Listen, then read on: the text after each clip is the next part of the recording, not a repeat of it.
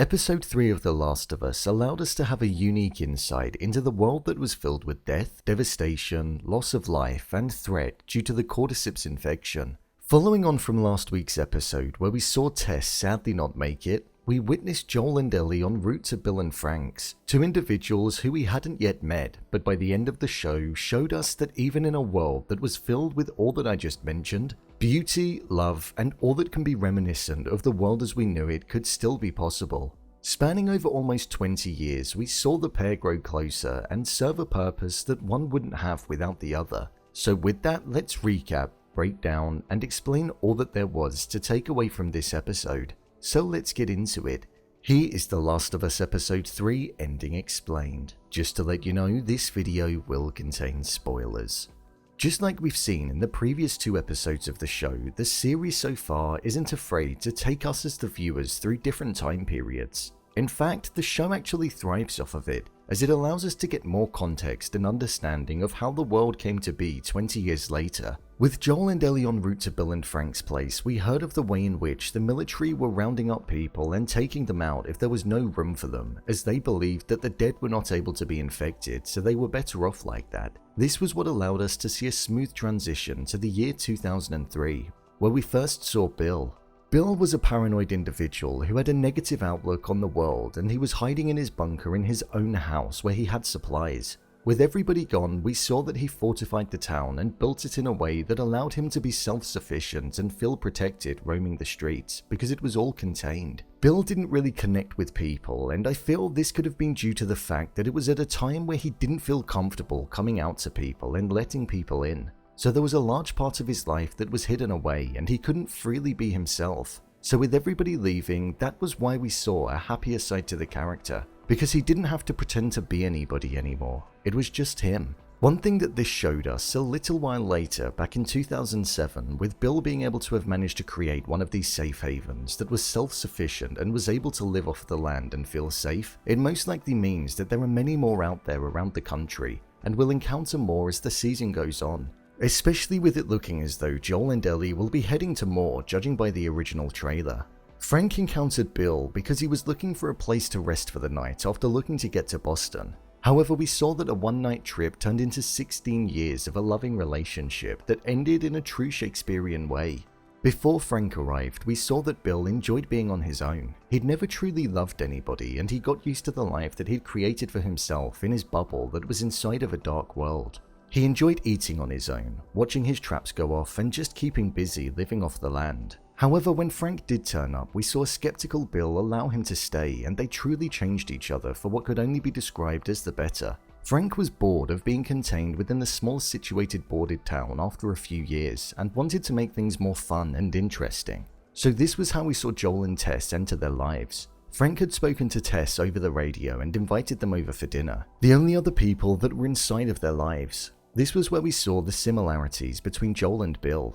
We didn't witness anything tragic or eventful happen over the course of the episode up until that point. It was only after this where we heard of Joel speaking of raiders coming to the area and coming at night, which we did see occur, and we saw Bill get wounded in a battle. However, his traps did enough to keep them away. In a moment where we thought that Bill had died, we then cut to 10 years later where we saw that both Frank and Bill were alive, but they were significantly older, and it seemed as though Frank had some kind of terminal illness, which meant that his quality of life was significantly different to what it was like before, as it seemed as though he required Bill to give him 24-hour care. This was where we saw that Frank made the decision that he felt as though his time was up and he wanted to just have one last day. A day where he and Bill got married and showed each other just how much they cared for one another. We saw them have the exact same dinner that they had on the night that they met.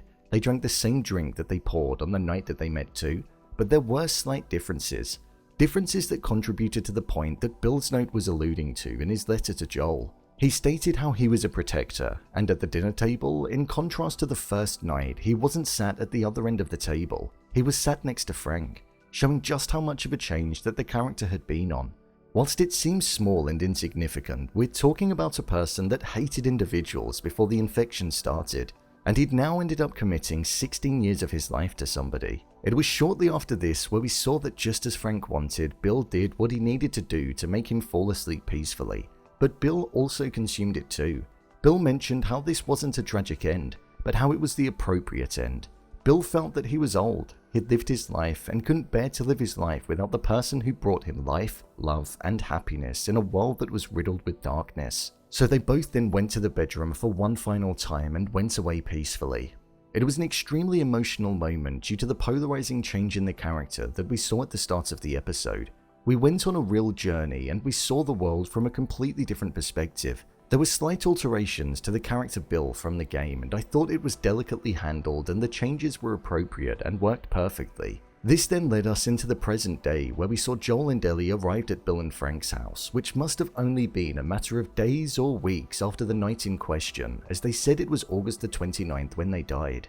Bill essentially left everything to Joel in order for him to protect Tess, which was a moment where we really saw Joel address the fact that Tess was no longer there, and felt a sense of responsibility in just letting it happen, and not being able to do anything about it. However, Bill's line in the letter that drew similarities to both himself and Joel was something that resonated with him. He mentioned how they were both protectors and that that's the purpose that they both have.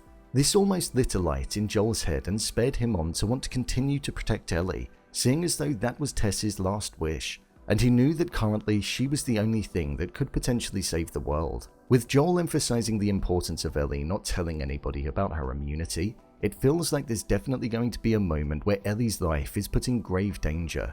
We're already starting to see parts of Joel caring for Ellie, in the way that her naivety intrigues him, and he also went on to put her seatbelt on, so I feel we will see the bond strengthen between the pair, as I imagine she will remind him of his daughter Sarah, with the final shot of the episode being a slow backward zoom to the window where Bill and Frank were in the bed, with the song that Bill played him on the day that they met being played from the car radio as Joel and Ellie were driving off. It was poetic, beautiful, and drew a love story like we'd never seen before to a close. I thought this episode was a really good one. It was an extremely intimate one, with it only really having 5 cast members, but most of the time only being spent with 2. I didn't think that having an episode that was 85 minutes long with characters that will most likely not have any future involvement for the rest of this season would be so gripping and engaging. I thought the absence of Ellie and Joel would be felt, but it certainly wasn't. We got to see this world in a way that we'd never seen it before, and it was perfect. It certainly feels like there's going to be these pockets of communities out there, so I'm intrigued to see what's going to happen in the next episode where Joel goes off to meet with his brother Tommy. We've not seen Tommy in the present day yet, so it'll be interesting to see what their relationship will now be like. So, there you have it, The Last of Us Episode 3 Ending Explained. If you want to see more videos such as Endings Explained, Theories and Predictions, and Character Breakdowns, then click on the I button. Or alternatively, you can head over to my channel where you'll find them all. If you'd like to give me a show or movie that you'd like me to review, then head over to my Twitter, @brainpilot_, and tweet me what show or movie you'd like me to review next. And finally, if you'd like to see what I rate the latest movies that don't quite make the cut to getting a dedicated video, then head over to my Letterboxd profile. It's where I rate the latest releases in real time. What did you think of this episode? Leave a comment down below, and don't forget to subscribe. I'll see you next time.